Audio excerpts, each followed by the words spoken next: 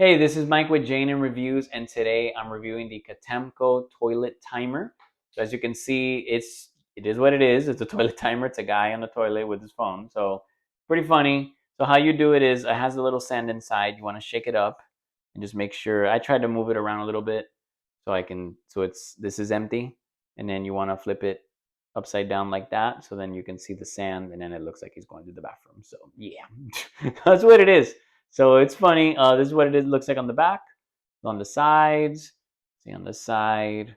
So yeah, so it's pretty simple. Be interesting to um, give this to somebody and then for them to get a laugh and all of that. So I would put it somewhere. Maybe you can see it. I wouldn't put it like behind you if you're in the bathroom. Like you want to see the timer. So maybe you put it on the floor, somewhere visible so you can see what's going on. So that way it helps you get out of the bathroom faster instead of just being on the phone for like 25 minutes and you're just sitting there. So yeah, so hope you enjoy it. Hope you check it out and hope the review is helpful.